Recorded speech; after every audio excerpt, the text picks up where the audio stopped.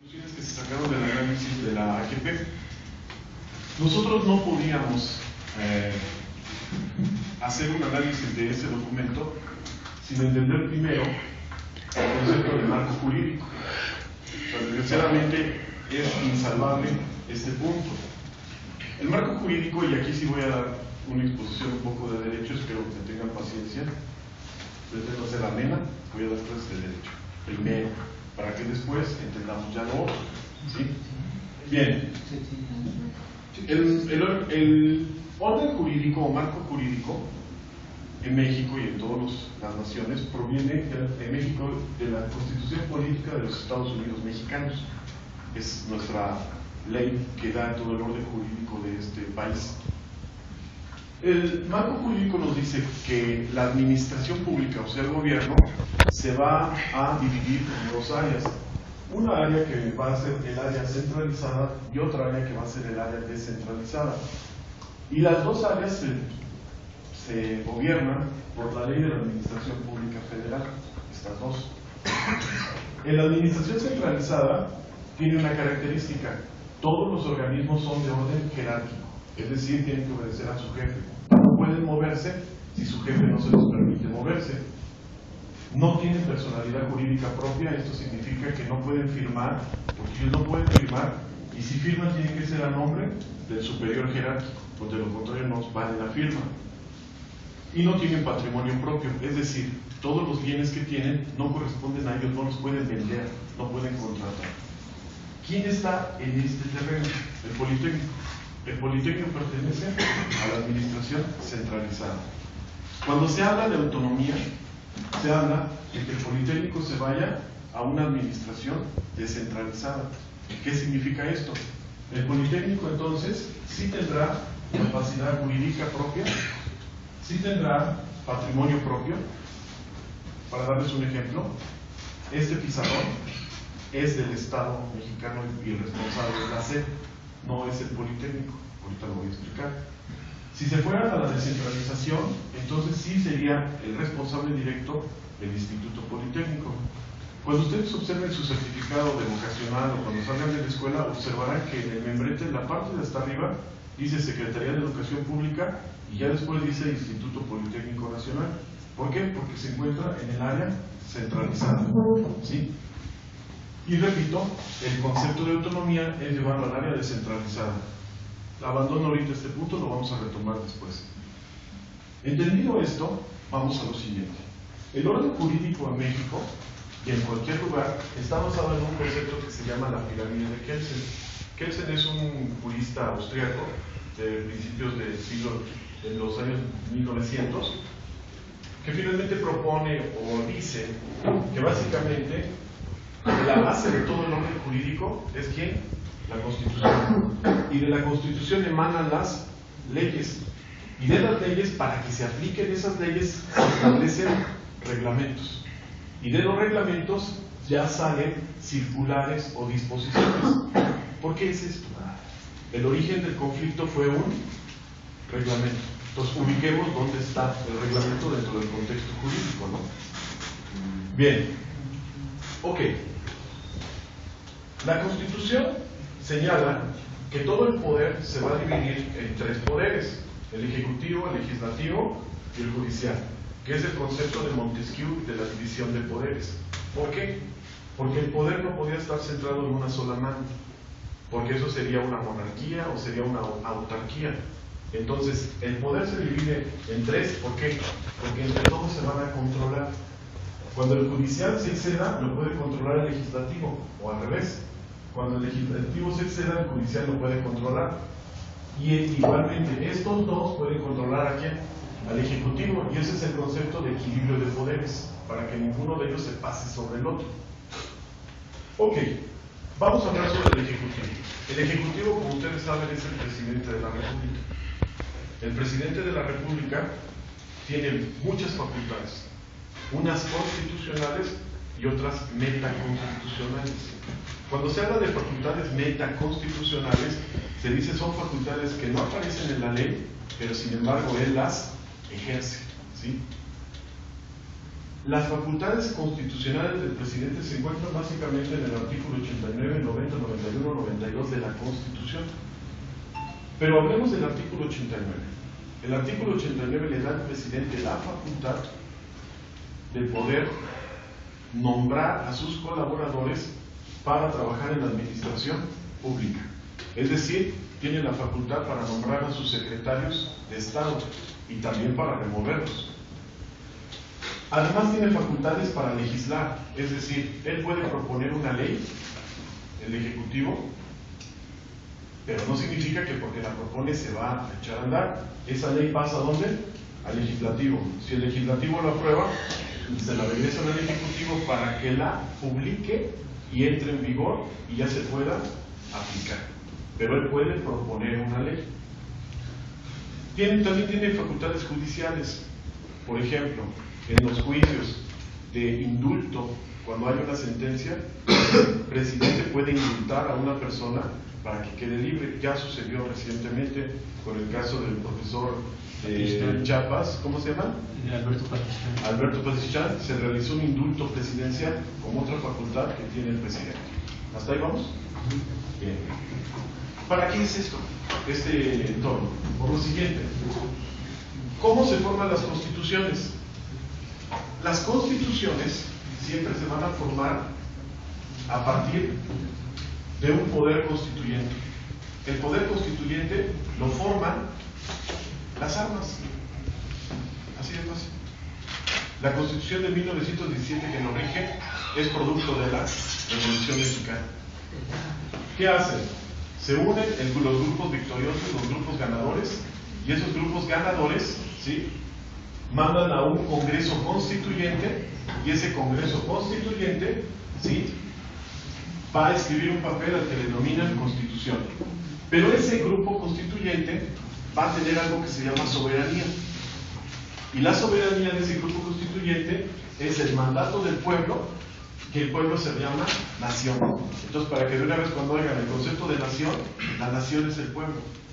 Y el pueblo se representa a través de su constituyente, y el pueblo es el que hace las leyes. O sea, no son los diputados, porque los diputados vienen a representar al pueblo, ¿sí? Bueno, entonces, si ya tenemos esta idea, vamos a darnos cuenta de lo siguiente, que esta soberanía va a tener imperio. ¿Qué es eso de imperio? Poder de coacción. Es decir, las leyes que estamos sacando no son solamente para que se lean, son para que se apliquen. Y aquel que no quiera acatarles, entonces tenemos el poder de la fuerza para hacérselo acatar. Por eso tenemos el ejército y las policías. Para cuando no entiendas, te la haré entender a la fuerza. Si no tuviera esta característica, no podría entonces denominarle como un Estado. Este es el concepto de Estado. ¿Qué característica tienen todos los estados? ¿Dónde estamos acá? Todos los estados deben de tener un territorio donde gobiernan, deben de tener una población a la que gobiernan, deben de tener un orden jurídico, leyes, y deben de tener poder de coacción. Como les dije, un aparato represivo que pueda aplicar el orden jurídico. De lo contrario, leyes sin aparato coercitivo son leyes que no sirven para nada. Pero para que ellos puedan aplicar la fuerza, necesitan que todos sus actos sean legítimos, que sean circunscritos a la ley. ¿Esto qué significa? ¿Y dónde van a encontrar la ley? Se regresan otra vez a la Constitución. Y si haces un acto fuera de la Constitución, es un acto ilegal, ¿sí? Es un acto que no va a tener validez. ¿Para qué les platicamos toda esta situación? Porque ahora vamos a ver cómo se forma el Estado. El Estado es una abstracción, así como cuando ustedes pueden hablar sobre la ecuación de Schrödinger o sobre la segunda ley de Newton. Esas son abstracciones, o la matemática es una abstracción. Y les voy a decir por qué. ¿Alguno de ustedes ha visto caminar un 3? No existe, pero es verdadero. Y no todo lo que es verdadero existe. El Estado es como la matemática. No existe, pero es verdadero porque no tiene materialidad el Estado. No lo puedes agarrar, no puedes hablar con él. Pero el Estado tiene un ente que sí existe, que son sus órganos del Estado. y los órganos del Estado van a formar lo que se va a llamar gobierno. Y los gobiernos tienen representantes físicos, personas que se llaman funcionarios. Entonces estos funcionarios que tienen, ellos sí van a aplicar lo que el gobierno les establece vía directa de lo que les establece ¿quién? El Estado. ¿Y el Estado qué es lo que va a hacer? Lo que le estableció ¿quién? La Constitución, porque lo estableció primero el poder constituyente que representó a ¿quién? Al pueblo, que es la nación. Es decir, el principal mandatario de todos es el pueblo, y todos ellos terminan acatando lo que el pueblo decidió a través de estos mecanismos, ¿no? Cómo va bajando las decisiones del pueblo, ¿no? Cabe hacer una aclaración. No es el pueblo en el sentido que nosotros quisiéramos escucharlo. El poder constituyente está formado por grupos de poder, es decir, la burguesía, el proletariado, todos entran. Si ustedes analizan la Constitución Política de los Estados Unidos Mexicanos, verán que cada artículo representa un sector de la población. Por ejemplo, el artículo 27, que habla sobre las tierras, está dirigido a los campesinos. El artículo 123 al sector obrero. El artículo 28, que es de competencia y no a los monopolios, a la burguesía y a los comerciantes. Si han escuchado en los medios de comunicación las peleas que trae Televisa con que si eres preponderante, no eres preponderante, se van al artículo 28 porque es al sector de ellos. Entonces esa es la cualidad, dijéramos, que tiene una constitución: aglutinar a todas las partes y a todos los intereses en un, como yo les dije, ya me perdí, orden jurídico. ¿Sí? Todo este rollote que les estoy aventando es para que me comprendieran a lo siguiente. Vámonos ya al problema particular del Politécnico. El Politécnico tiene un director, ¿sí? Un director. Ese director no se manda solo. ¿Por qué? Porque él está dentro de la administración centralizada. Entonces él tiene una jerarquía. Entonces él tiene que obedecer a su jefe, que es, el secretario de Educación. Pero el secretario de Educación, de acuerdo al orden constitucional, tampoco se manda. Y si cuidado si se mandara, porque le van a aplicar el 89, porque es la facultad del presidente para meterte y sacarte cuando él lo quiera. Es decir, nomás no me obedeces y te vas. Entonces, el secretario de Educación, ¿quién es su jefe? ¿Y quién sería el jefe del presidente? Los Estados Unidos Mexicanos. Dice, ¿cómo le voy a obedecer a Estados Unidos Mexicanos? A través de la Constitución. ¿Quién me va a hacer valer la Constitución? El Poder Judicial y el Poder Legislativo. ¿Cómo me van a hacer valer a mí, presidente? Es hacer valer a través, por ejemplo, en el Judicial, a través de la vía de amparo. El amparo es el control constitucional. Es un juicio con el que se va a defender no a los ciudadanos. Es un juicio que siempre va a tratar de que no se viole la Constitución. Pero eso es otro tema. Entonces, en este orden jerárquico, como les estoy señalando, está aquí arriba ¿quién? El presidente, ¿verdad? Primer conjetura adentro del movimiento. La directora, la que fue directora, no se manda sola.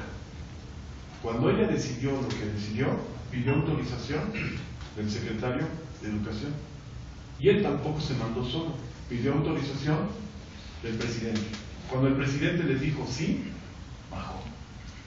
Ya que baja, tampoco la directora termina mandándose sola aquí adentro. Dentro de una ley interna que existe, que se llama Ley Orgánica del Instituto, aparece lo que se llama órganos consultivos. Los órganos consultivos internos y órgano consultivo general. Cuando ella trae ya su línea, ya aprobada por el presidente de la República, lo trae a consenso a los órganos ¿qué? Consultivos. Los órganos consultivos, ustedes saben que están formados primero por uno interno, que sí, la universidad tiene el suyo, pero ese interno manda a sus representantes al general. El general está presidido por la directora del Politécnico. En este general, ¿qué fue lo que pasó? Llegó y les dijo, traigo un reglamento nuevo y quiero que me lo voten, si están de acuerdo. Este órgano consultivo lo votó y dijo, estoy de acuerdo. Entonces dijo, como ya logré el voto de aquí, entonces lo vamos a publicar para que entre en vigencia. Y esto sucedió el 14 de septiembre del 2014. Hace poco. Se aprobó 24 miércoles 24 en la madrugada. Me confundí con la fecha, con la última vez. 24 se aprueba este reglamento. Es donde empieza el conflicto, ¿sí? Aparentemente. ¿Qué es lo que sucedió aquí? Nosotros, cuando queríamos acreditar quién era el responsable de este desmadre, lo estamos achacando principalmente a al órgano consultivo. Porque si el órgano consultivo no hubiera votado lo que ella le propuso, esto no pasa. Pero ¿qué sucedió? Es imposible que este órgano consultivo contravenga lo que dice la directora, por una razón. Los miembros principales y mayoritarios del órgano consultivo son directores y autoridades del Politécnico. Todas esas autoridades, de acuerdo a la ley orgánica, son propuestas por el director y nombradas por el director. Pues, por lo tanto, yo no puedo morder la mano que me da de comer. O sea, si él me puso y ahora pues me saca, porque también tiene facultad de sacarme. Entonces este órgano consultivo es una farsa, que nada más para darle cuenta de la democracia interna, para decir, la comunidad fue tomada en cuenta, pero ¿cuál? Pues si los tienes agarrados, porque tú les diste el trabajo, es como si yo los nombro a ustedes directores, y les digo, oiga, traigo esto, ¿votarán por mí? Con la facultad yo de sacarlos. ¿Qué van a hacer? No, voto lo que sea. Y ya después digo, tomé opinión. Seguir el paro. Seguir el paro. Definitivamente. Pero ese es otro tema que ahorita va a hablar. Entonces, ¿sí se entiende qué función tiene este? Sí. Entonces este terminó haciendo una función que se llama de legitimación. ¿Sí? Entonces, aquí lo pusimos como el primer responsable a él, a los órganos consultivos, porque legitimaron, hicieron parecer que era la comunidad la que estaba de acuerdo. Cuando no es cierto, la comunidad nunca fue consultada. Bueno, aclarado ese punto, entonces encontramos un primer responsable. Eso es hacia afuera, pero ahora vamos hacia adentro del movimiento. Empiezan a suceder en el movimiento cuestiones muy cuestionables, que no hay respuesta hasta este momento. La primera de ellas, a partir de que se genera este pronunciamiento del 24 de septiembre, se lanza una gran marcha. Los medios de comunicación señalan que son cerca de 17,000 estudiantes, más o menos, y de la noche a la mañana aparecen marchando. Fue muy sorpresivo ver esa manifestación, porque cuando se han dado estas movilizaciones masivas, tardan tiempo en madurar. O sea, tardan 1 o 2 meses, un mes, 3 semanas, y esta en menos de 48 horas casi sale a la luz. No tenemos la explicación por qué fue, pero lo que ya empieza a enrarecer el ambiente es cuando dicha manifestación, dentro de los resolutivos que tiene el grupo que la dirigió, promovió, es que la iban a dirigir a gobernación. Hasta ahí pareciera que no hay problema, aparentemente. Y ahorita vamos a ver que sí hubo un problema ya desde ahí. Cuando se dirige a gobernación, la marcha, resulta que ya había un templete en gobernación. O sea, resulta que ya los estaban esperando. Y no solo que ya los estaban esperando, sino que el secretario de Gobernación hace su aparición. Lo que nunca en toda la historia de los movimientos sociales había pasado. Pero ese sí, viene, se les para ahí enfrente del secretario de Gobernación, y lo primero que les dice, no olvidemos, reconocemos que sus demandas son, y su movilización es legítima. Cuando dijo que su movilización era legítima, lo que quiso decir fue 2 cosas, o 2, una incorrecta y una correcta. La incorrecta, él no tiene por qué legitimar movilización alguna. ¿Por qué? Ustedes se movieron porque la Constitución, en el artículo 9, les da derecho de manifestación. Entonces no hay ningún funcionario que me va a decir, te lo apruebo o no te lo apruebo. O sea, no necesito tu aprobación ni tu legitimación para que yo marche. En ese sentido estaba de sobra esas palabras. Pero las que sí son significativas es cuando dice, legitimamos un movimiento